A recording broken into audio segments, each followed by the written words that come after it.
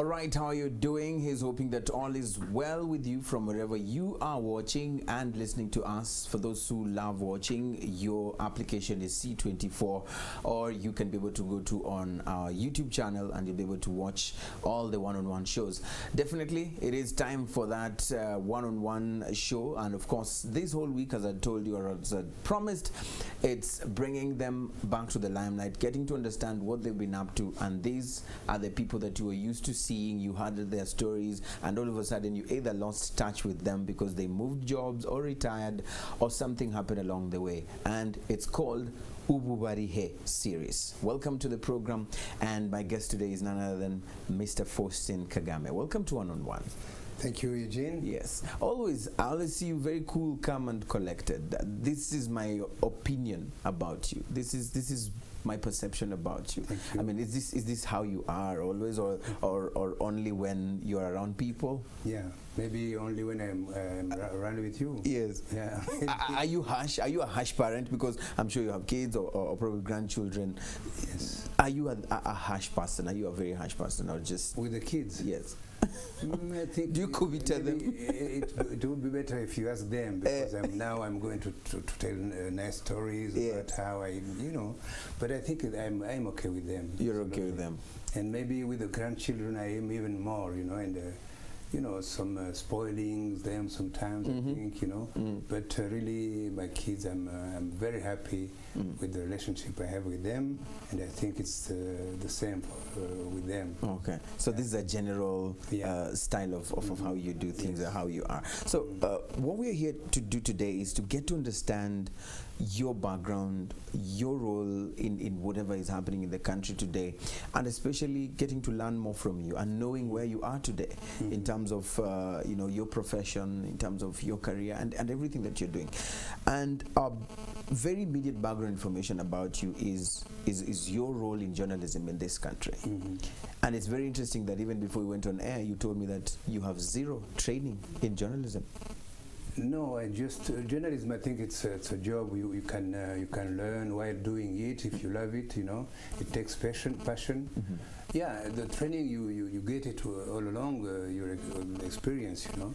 That's exactly what happened to me. I am scientific by training. By the way, I'm a geologist.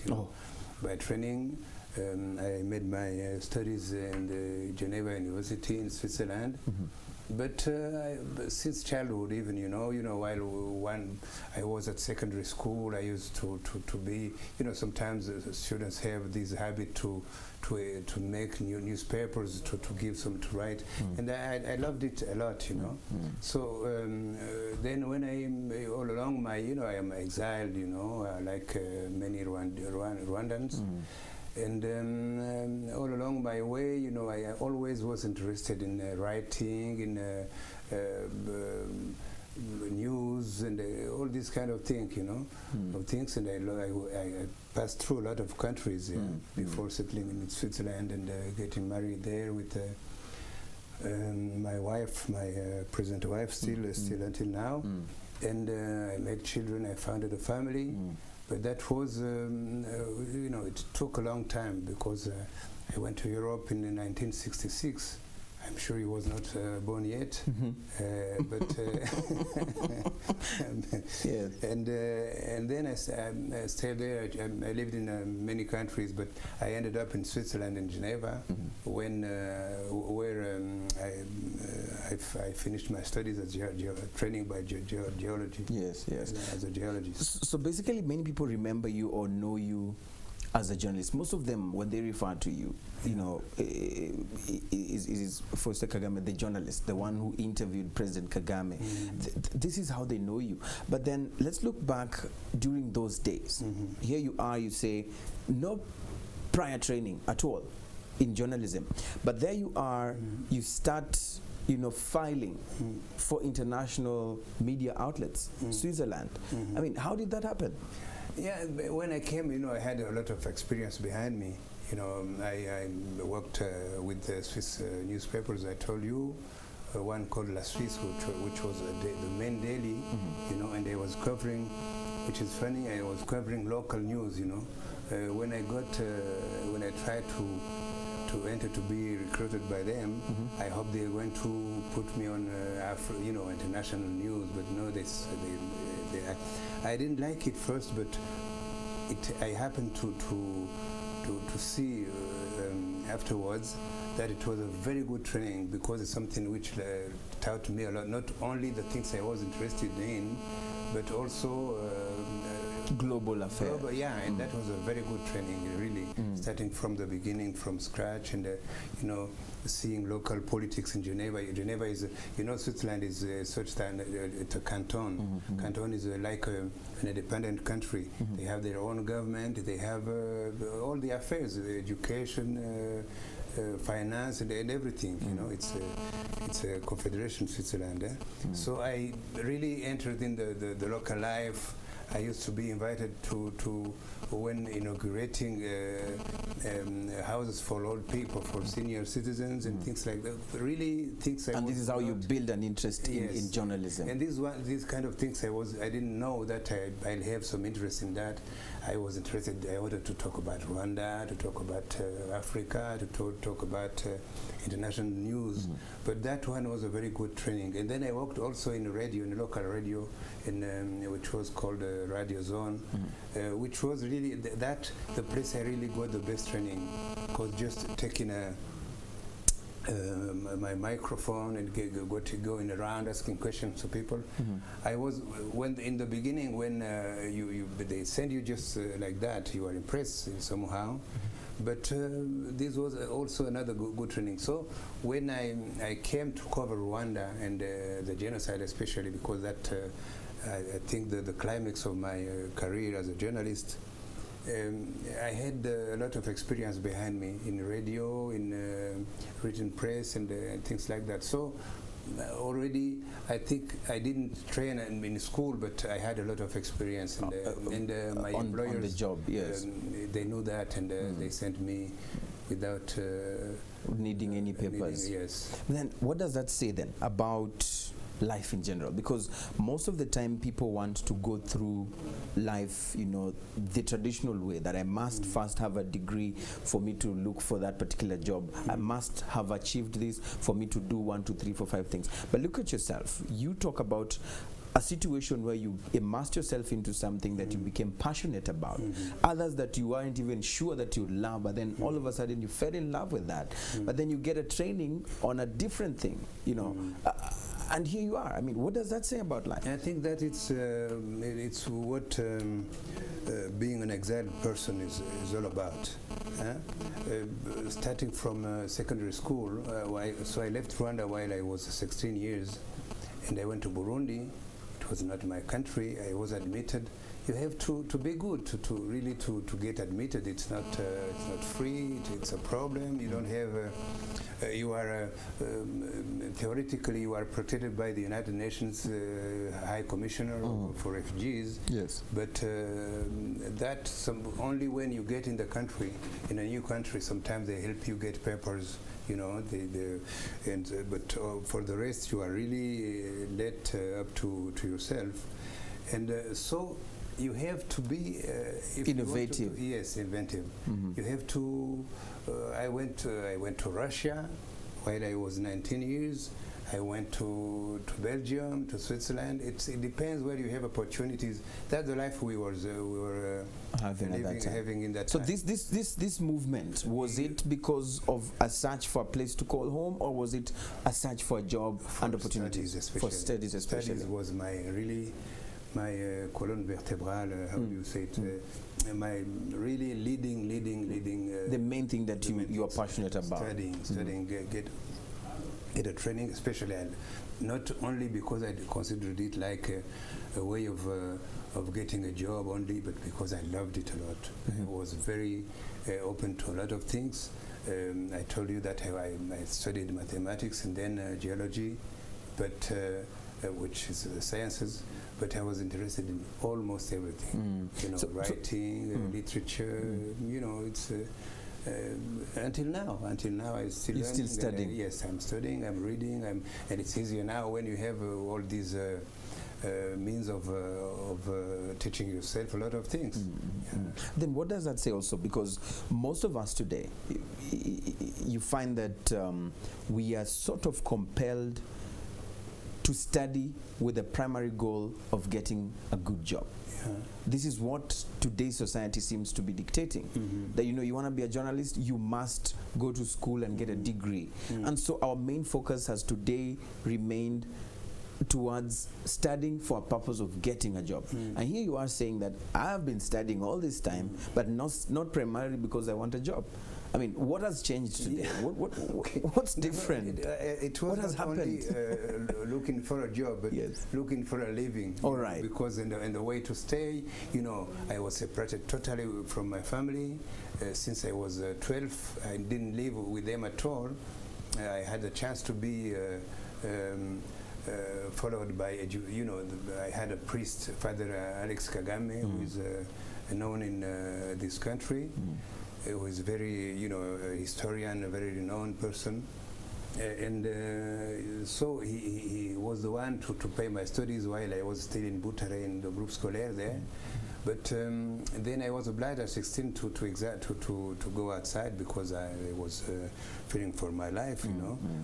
And then I went to Burundi, and there I was a little bit led to myself, you know. But I was very lucky because when you like studies, when you are good at it, you know. And you have someone to support you. In the beginning, really, it was very, very, very difficult, by the way.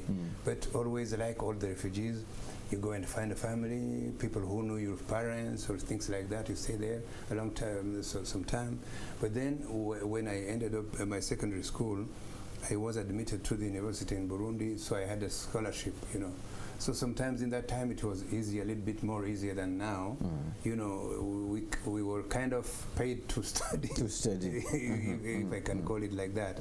Because in that time, you know, Africa was needing really, and by the way, Burundi really was, I'm very grateful to that country because they didn't stop us. If you had a good record in school, you could go up and continue studying and even get a scholarship with the recommendation of the United Nations of High Commissioner for Refugees. But still, it's the government of Burundi who gave you who supported you. So do you say that today we young people who are studying just for the purpose of getting a job, are we doing things wrong? Oh, you know, it's not a bad, you know, it's, I think it starts like that, you know. You are told when you are a kid, that the only way to get through and life and have a good situation is going to school. Yeah, and then, in fact, you go to school. And I remember since primary school, you don't know why you are good, you know. They tell you are good, you are the first class, the second, the last one. You know, sometimes we didn't do homeworks. You went to school and you were told stories, the Bible as a religious cause. You was taught calculus and everything. And you happen to be good, and some other.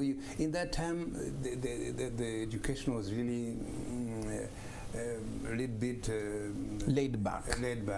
Yeah. So the approach, in your opinion, in your advice, is that most people who want to study should not always do that just because they want a job, but they should do that. Yeah, so a lot of things depend. I think you get interested in school because you have a good professor, because you happen sometimes to be not traumatized by something there. You know, sometimes when a kid go to school and he's beaten by the teacher, it can take out his interest for school. So it depends with your interest. What exactly you want. Okay, this a small detail, but you go to school, you get interested, you are encouraged by your parents sometimes, you know, and then you find yourself in that process.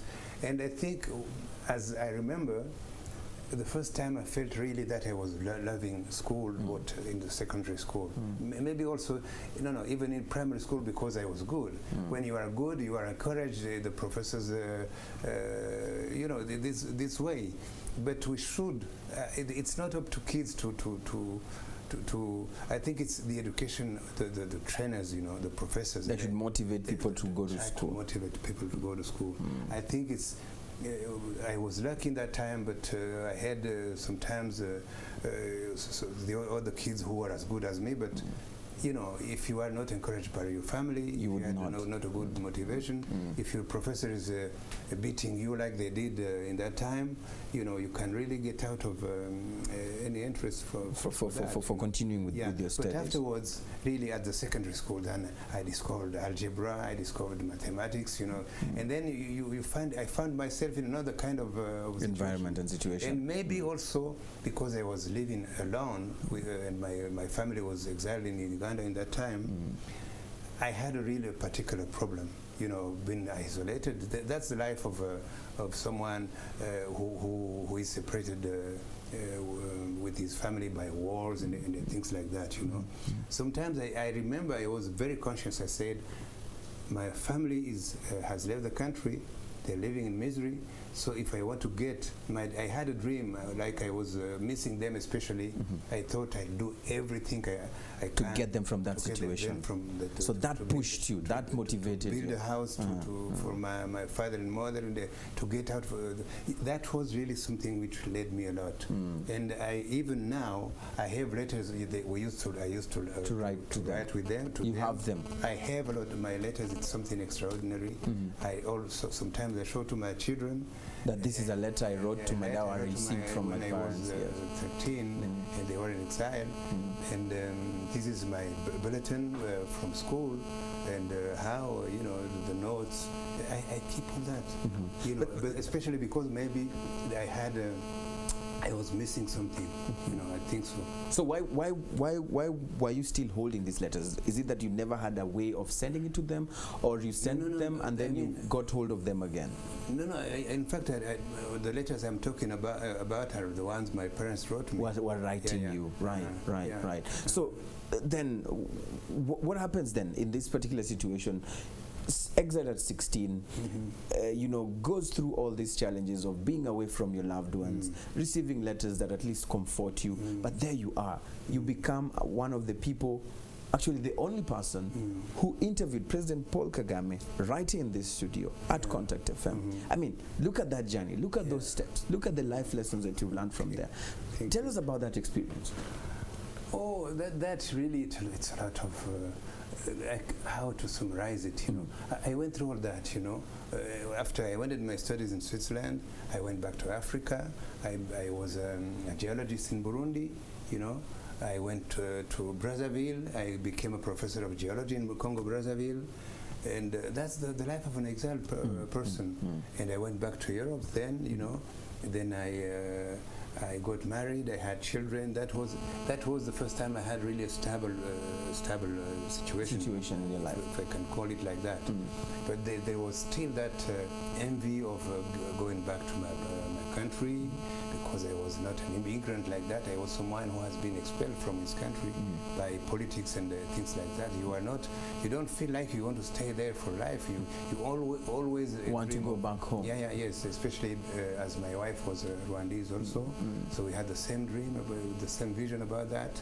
And when the RPF struggle movement started, we joined, you know.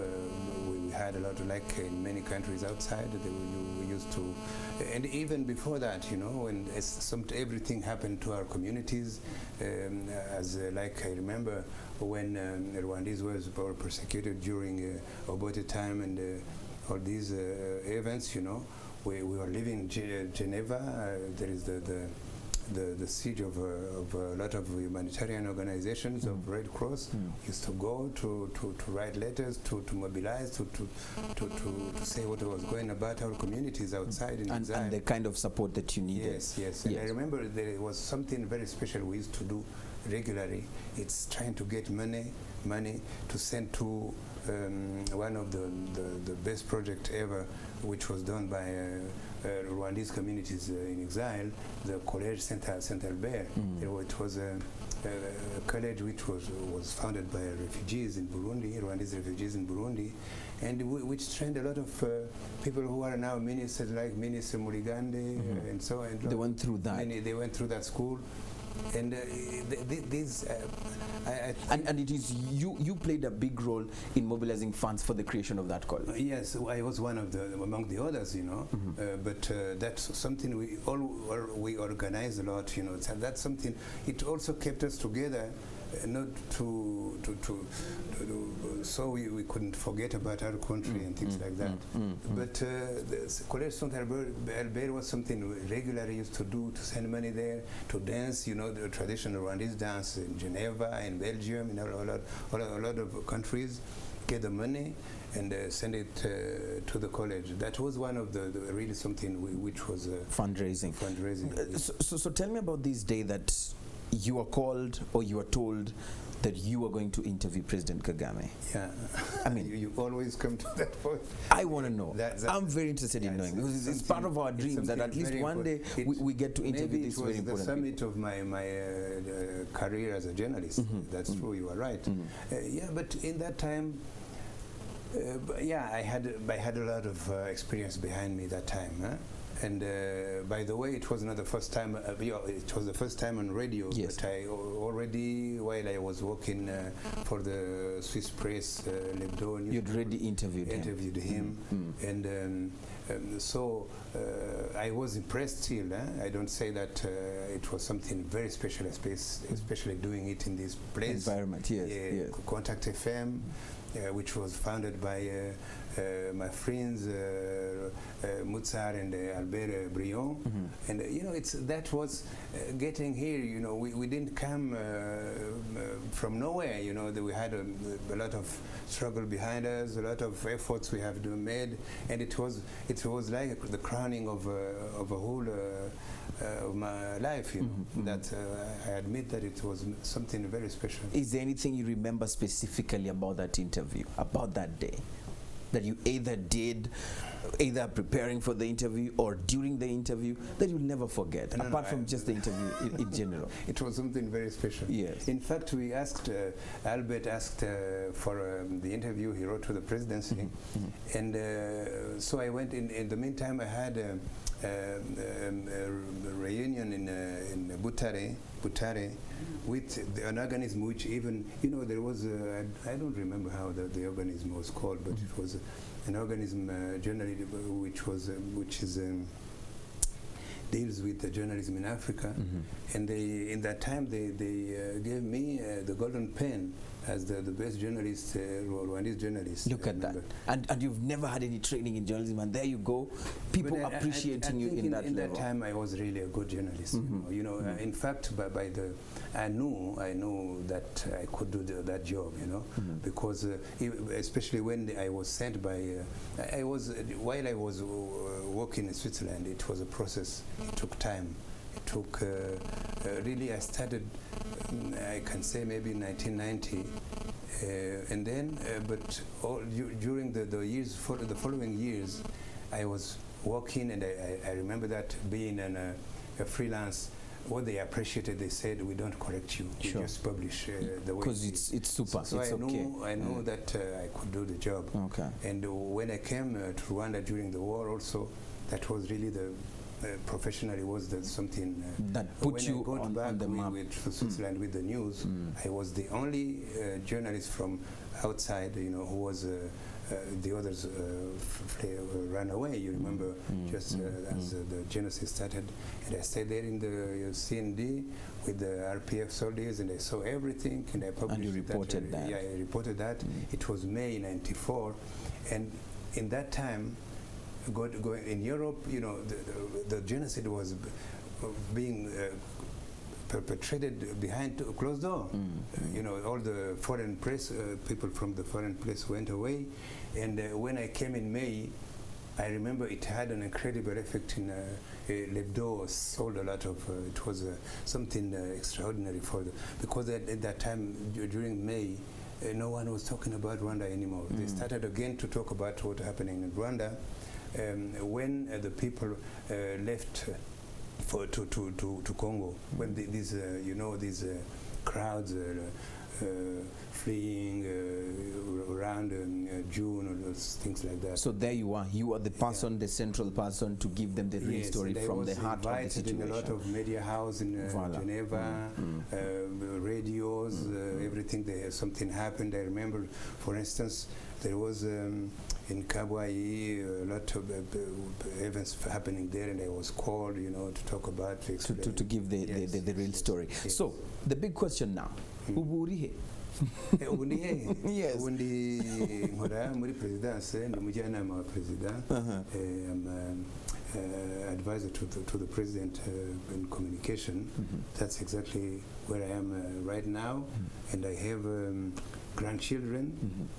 And I have my family who live in Switzerland, who don't live here because of health problems with my wife, but it's okay.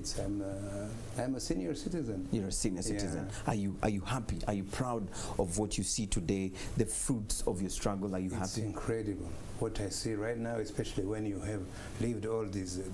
It's strange because sometimes I think it's like someone was taking me somewhere to show, I was coming from nowhere, from Switzerland, and I get there, and the genocide happened, and I'm there as a journalist, And I remember even in 1963, I went to it was holiday time. It was, and then we went to Nyamata, and there was an attack from Burundi by Rwandese trying to come back to the country.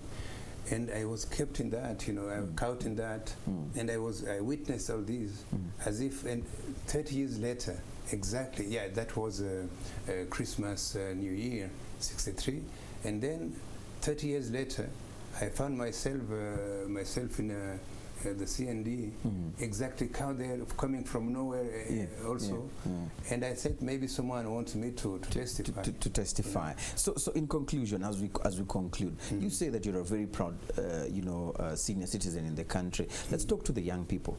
Young people who have seen you grow, or maybe don't even know your background, don't even know your history, but at least have senior citizen figures in their lives. Are we really utilizing you people in the right way? Are we using you well? Are you happy with the way we are making use of your availability around us? What would you tell us to do with people like you? Oh, I don't have a lot of things to tell you because you do it very, very well. It's exactly what I was telling you. The way these countries really has evolved is extraordinary. And for me, it's a miracle. I never, in my wildest dreams, I never thought I could see things happening like this. And it's been 20 years I was watching, and it's the first time, all our lives, like as students outside in some African countries, and we always thought, what is the future for Africa? That was the big question. How can we develop? How can we get? Which are the stages we are going to pass through? Sometimes they thought maybe industrialization, but always all the conferences, all the meetings we had, it's Africa is. There was a Frenchman who wrote a book, L'Afrique noire est mal partie. Black Africa is mal partie. Didn't start the good way. So that was the impression. The impression of a failure. But and today, when I used to travel in Africa also, I had that impression that everything was going down. The roads, the corruption was everywhere, and it's like it was like in malédiction. Comment on dit? How in English? Something. I forget.